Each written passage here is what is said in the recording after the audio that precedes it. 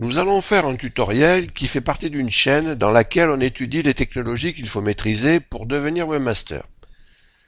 Devenir webmaster, que ce soit pour vos propres projets, vos propres sites ou dans un cadre plus professionnel. Le tutoriel que nous allons faire fait partie d'une introduction dans laquelle je vous présente les principales technologies du web et ici, on va essayer de comprendre à quoi sert jQuery.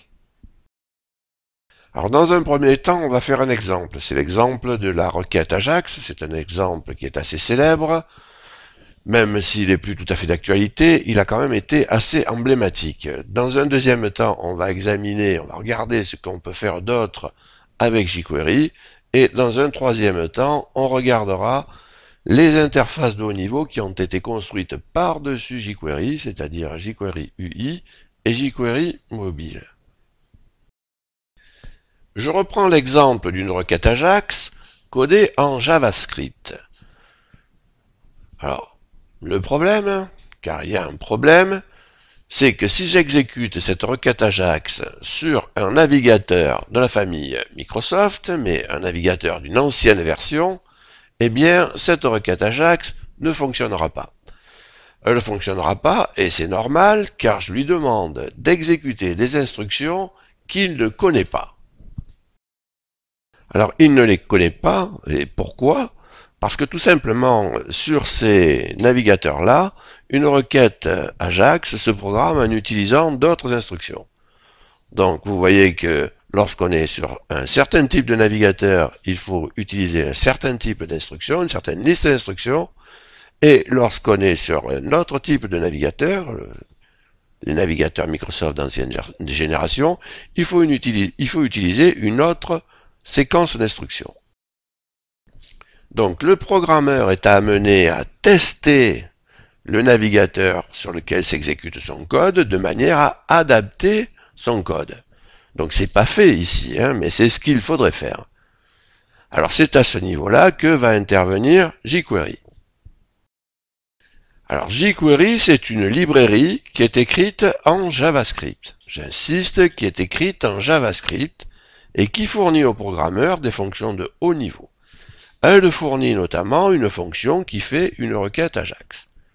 La différence, c'est que la fonction de jQuery va tester le navigateur et adapter le code à ce dernier.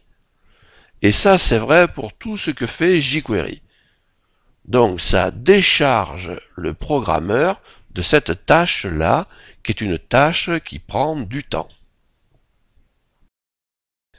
Alors ici, nous avons notre exemple, et cette fois, on a codé une requête Ajax en faisant appel à la librairie jQuery. Alors sur le plan fonctionnel, bien entendu, c'est la même chose. La différence, c'est au niveau du codage. Alors il faut commencer par inclure la librairie jQuery, et il faut aller la chercher sur un serveur dédié, on va dire. Ensuite, il faut écrire un code. Donc un code, c'est un code jQuery, ce n'est plus un code JavaScript. Alors cependant, là, les opérations, on va dire, restent les mêmes. Je n'ai pas dit les instructions, les opérations, c'est-à-dire qu'on va récupérer l'année sur le sélecteur, on va préparer notre requête, on va envoyer notre demande au serveur, au même script qui est utilisé dans le cas de JavaScript. Lui, de toute façon, il s'en fiche que la requête soit écrite en jQuery ou que la requête Ajax soit écrite en JavaScript. Pour lui, c'est la même chose. Il va recevoir la même demande. Et ensuite, là, les données sont récupérées. Et ici, c'est non plus JavaScript, mais jQuery qui accède directement, de manière dynamique, au document pour faire la mise à jour dynamique du document. Donc il faut bien comprendre que ce morceau de code jQuery va générer dans la librairie un morceau de code JavaScript qui va tester le navigateur sur lequel il s'exécute et adapter le code de manière à ce que ça fonctionne dans tous les cas de figure. Alors maintenant nous allons retourner à notre plan et on va essayer de répondre à cette question: jQuery, pourquoi faire d'autres? Parce qu'on peut faire évidemment beaucoup d'autres choses en jQuery. On ne fait pas uniquement que des requêtes Ajax. Alors la devise de jQuery, c'est de moins écrire tout en faisant plus. Je vous avais dit, dans le tutoriel précédent que le JavaScript posait un problème, c'est qu'il était assez bavard. Donc jQuery va être là pour essayer de soigner ça.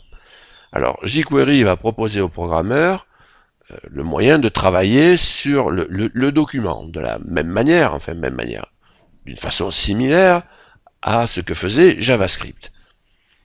Alors, le programmeur a à sa disposition un mécanisme puissant de sélection des éléments du document.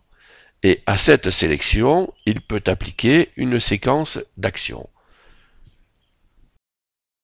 Alors, on va regarder ce que peut faire une simple instruction jQuery. On a un exemple ici. En cliquant sur ce bouton, cette instruction fait apparaître et disparaître ce tableau. Ça, c'est quelque chose que si vous voulez le programmer en JavaScript, ça va vous demander beaucoup de travail. Donc jQuery vous fournit des instructions de haut niveau qui font que vous produisez, le programmeur produit moins de lignes de code. Alors, on voit bien apparaître la structure d'une instruction jQuery. Sur la gauche, vous avez la partie sélection et sur la droite, vous avez la partie action. Les actions peuvent être mises en cascade, d'ailleurs. Alors, le mécanisme de sélection, quant à lui, c'est le même mécanisme que le mécanisme de sélection des CSS. Donc, a priori, il est déjà connu du programmeur. Alors, je termine en vous faisant remarquer que j'ai utilisé le terme d'instruction jQuery.